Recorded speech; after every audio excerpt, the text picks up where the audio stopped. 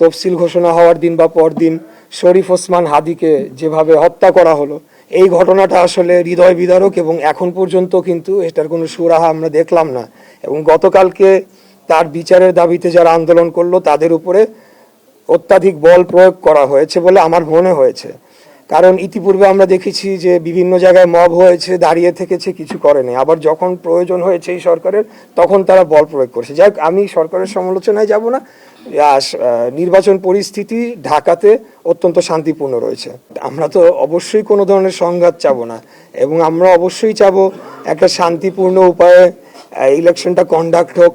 কারণ ইলেকশনের দিনেই তো সব শেষ হয়ে গেল না, ইলেকশনের পরও তো সরকার গঠন হবে এবং এই ইলেকশনটা যদি প্রশ্নবিদ্ধ হয় তাহলে আমরা তো দেখেছি বিগত সময় প্রশ্নবিদ্ধ ইলেকশনের চূড়ান্ত ফলাফল কোথায় গিয়ে দাঁড়িয়েছে। তো অবশ্যই আমরা সেটা চাই না, কোনো সংঘাতের প্রশ্নই ওঠে না। বরঞ্চ বিভিন্ন সময় আমাদেরকে ব্যক্তিগত আক্রমণ করা হয়েছে, আমাদের সিনিয়র নেতৃবৃন্দকে আক্রমণ করা হয়েছে, আমাকেও ব্যক্তিগত আক্রমণ করা হয়েছে।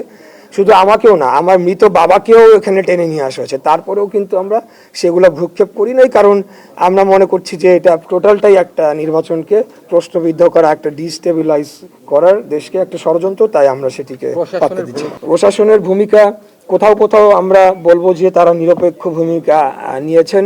আবার যেমন পরশু দিনের যে ঘটনাটা, সূত্রাপুর থানার ঘটনাটি আপনাদের সামনে বললাম, সেখানে তো আবার কোনোভাবে নিরপেক্ষ তো বলাই যেতে পারে না, বরঞ্চ বলা যেতে হবে এক প্রকার সহযোগিতাই, একটা ক্রিমিনাল অ্যাক্টে সহযোগিতাই করা হয়েছে ঊর্ধ্বতন একজন থানা কর্মকর্তার। কমিশন তো ওনাদের আইন অনুযায়ী ওনাদের গতিতে এবং সামনে 3-4 দিন পরে নির্বাচনে এটাকে বিবেচনা করে ওনারা যতটুকু পদক্ষেপ নেন পর্যন্ত তো অত্যন্ত ভালো ছিল। আমাদের ঢাকা 6 আইন শৃঙ্খলা পরিস্থিতি খুবই ভালো ছিল।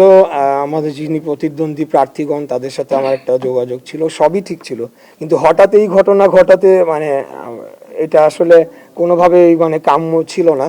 তবে বেশ আরও 3-4 দিন আগেই এই বিষয়টি আমার কানে আসে, কিন্তু তখন আমি ভেবেছি হয়তো বা এটা একটা অ্যালিগেশন দেওয়ার জন্য অনেক সময় হয় না, সেটা হবে। তো এটা নিয়ে আমি আর বেশি সেটা নিয়ে আর বেশি ইনভেস্টিগেশনে যাওয়ার চেষ্টা করিনি।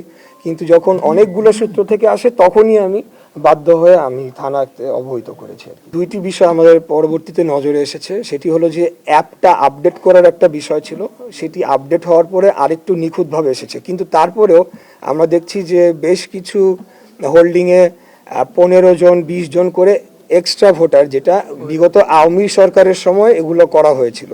তো আমরা সেটার আরও বিস্তারিত টোটাল তথ্যটা কম্পাইল করার চেষ্টা করছি। এরা অবশ্যই ভুয়া ভোটার, বুঝতেই পারছেন, এবং সেটি আমরা আমাদের এটা তৈরি